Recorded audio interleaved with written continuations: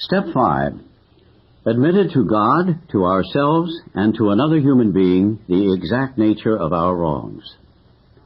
All of AA's 12 steps ask us to go contrary to our natural desires. They all deflate our egos. When it comes to ego deflation, few steps are harder to take than 5. But scarcely any step is more necessary to long-time sobriety and peace of mind than this one. AA experience has taught us we cannot live alone with our pressing problems and the character defects which cause or aggravate them.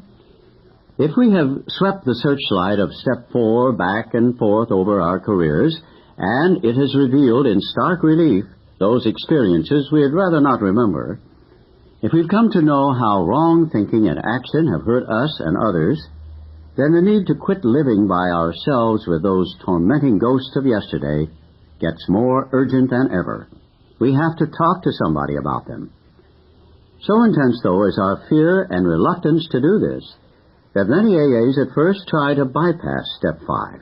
We search for an easier way, which usually consists of the general and fairly painless admission that when drinking we were sometimes bad actors.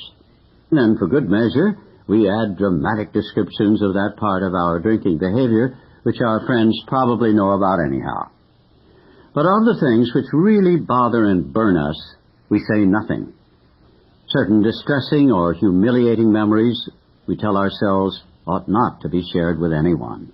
These will remain our secret. Not a soul must ever know. We hope they'll go to the grave with us. Yet, if AA's experience means anything at all, this is not only unwise, but is actually a perilous resolve. Few muddled attitudes have caused us more trouble than holding back on Step 5. Some people are unable to stay sober at all. Others will relapse periodically until they really clean house. Even AA old-timers, sober for years, often pay dearly for skimping this step.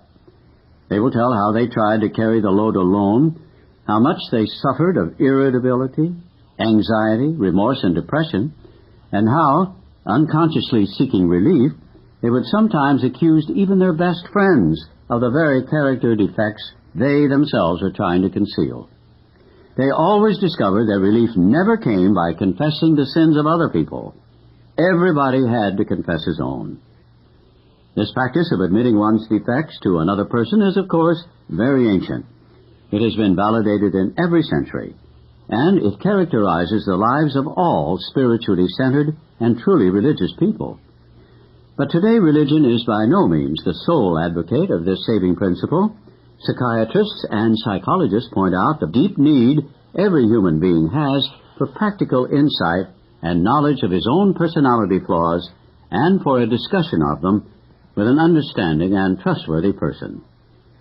So far as alcoholics are concerned, AA would go even further. Most of us would declare that without a fearless admission of our defects to another human being, we could not stay sober.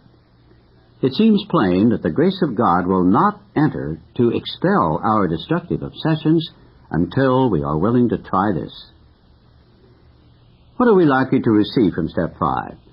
For one thing, we should get rid of that terrible sense of isolation we've always had. Almost without exception, alcoholics are tortured by loneliness. Even before our drinking got bad and people began to cut us off, nearly all of us suffered the feeling that we didn't quite belong.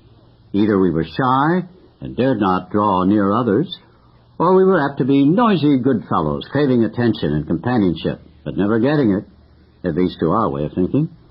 There was always that mysterious barrier we could neither surmount nor understand. It was as if we were actors on a stage, suddenly realizing that we did not know a single line of our parts. That's one reason we loved alcohol too well. It did let us act extemporaneously. But even Bacchus boomeranged on us. We were finally struck down and left in terrified loneliness.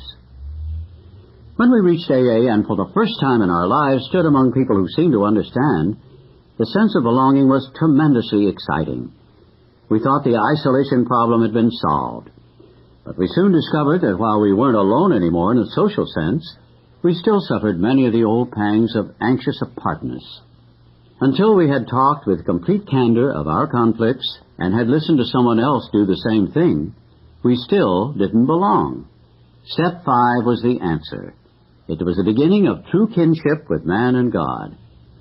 This vital step was also the means by which we began to get the feeling that we could be forgiven, no matter what we had thought or done. Often it was while working on this step with our sponsors or spiritual advisors that we first felt truly able to forgive others, no matter how deeply we felt they had wronged us. Our moral inventory had persuaded us that all-round forgiveness was desirable, but it was only when we resolutely tackled Step 5 that we inwardly knew we'd be able to receive forgiveness and give it too. Another great dividend we may expect from confiding our defects to another human being is humility, a word often misunderstood. To those who have made progress in AA, it amounts to a clear recognition of what and who we really are, followed by a sincere attempt to become what we could be. Therefore, our first practical move toward humility must consist of recognizing our deficiencies. No defect can be corrected unless we clearly see what it is. But we shall have to do more than see. The objective look at ourselves we achieved in Step 4 was, after all, only a look. All of us saw, for example, that we lacked honesty and tolerance, that we were beset at times by attacks of self-pity or delusions of personal grandeur. But while this was a humiliating experience, it didn't necessarily mean that we had yet acquired much actual humility. Though now recognized, our defects were still there. Something had to be done about them, and we soon found that we could not wish or will them away by ourselves. More realism, and therefore more honesty about ourselves, are the great gains we make under the influence of Step 5. As we took inventory, we began to suspect how much trouble self-delusion had been causing us. This had brought a disturbing reflection. If all our lives we had more or less fooled ourselves, how could we now be so sure that we weren't still self-deceived? How could we be certain that we had made a true catalog of our defects and had really admitted them even to ourselves? Because we were still bothered by fear, self-pity, and hurt feelings, it was probable we couldn't appraise ourselves fairly at all. Too much guilt and remorse might cause us to dramatize and exaggerate our shortcomings. Or anger and hurt pride might be the smokescreen under which we were hiding some of our defects while we blamed others for them.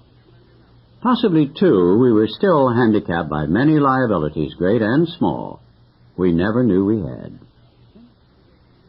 Hence it was most evident that a solitary self-appraisal and the admission of our defects based upon that alone wouldn't be nearly enough. We'd have to have outside help if we were surely to know and admit the truth about ourselves, the help of God and another human being. Only by discussing ourselves, holding back nothing, only by being willing to take advice and accept direction could we set foot on the road to straight thinking, solid honesty, and genuine humility. Yet many of us still hung back. We said, "Why can't God, as we understand Him, tell us where we are astray? If the Creator gave us our lives in the first place, then He must know in every detail where we have since gone wrong. Why don't we make admissions to Him directly? Why do we need to bring anyone else into this?" At this stage, the difficulties of trying to deal rightly with God by ourselves are twofold. Though we may at first be startled to realize that God knows all about us, we're apt to get used to that quite quickly. Somehow, being alone with God doesn't seem as embarrassing as facing up to another person. Until we actually sit down and talk aloud about what we have so long hidden, our willingness to clean house is still largely theoretical. When we are honest with another person, it confirms that we have been honest with ourselves and with God. The second difficulty is this. What comes to us alone may be garbled by our own rationalization and wishful thinking.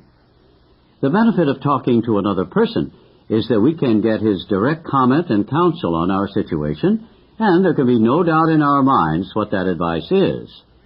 Going it alone in spiritual matters is dangerous.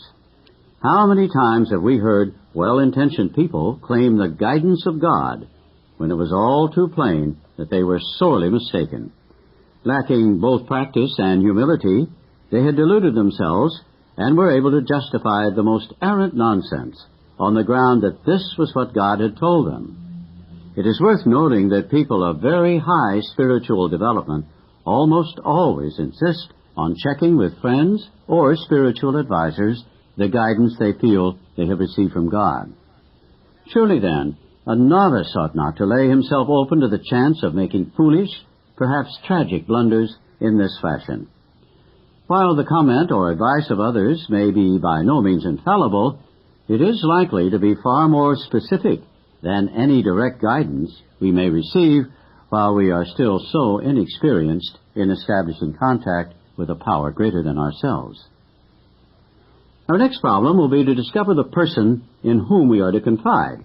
Here we ought to take much care, remembering that prudence is a virtue which carries a high rating. Perhaps we should need to share with this person facts about ourselves which no others ought to know.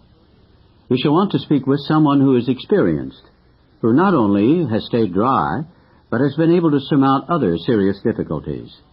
Difficulties perhaps like our own. This person may turn out to be one's sponsor, but not necessarily so. If you have developed a high confidence in him, and his temperament and problems are close to your own, then such a choice will be good. Besides, your sponsor already has the advantage of knowing something about your case. Perhaps, though, your relation to him is such that you would care to reveal only a part of your story. If this is the situation, by all means do so, for you ought to make a beginning as soon as you can. It may turn out, however, that you'll choose someone else for the more difficult and deeper revelations. This individual may be entirely outside of AA, for example, your clergyman or your doctor. For some of us, a complete stranger may prove the best bet. The real tests of the situation are your own willingness to confide and your full confidence in the one with whom you share your first accurate self-survey. Even when you've found the person, it frequently takes great resolution to approach him or her. No one ought to say the AA program requires no willpower. Here is one place you may require all you've got. Happily, though, the chances are that you will be in for a very pleasant surprise. When your mission is carefully explained, and it is seen by the recipient of your confidence how helpful he can really be, the conversation will start easily and will soon become eager. Before long, your listener may well tell a story or two about himself, which will place you even more at ease. Provided you hold back nothing, your sense of relief will mount from minute to minute. The dammed-up emotions of years break out of their confinement and miraculously vanish as soon as they are exposed.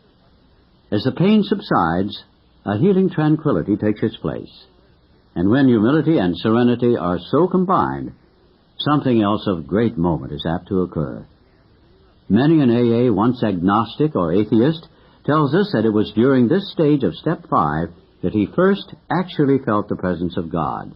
And even those who had faith already often become conscious of God as they never were before.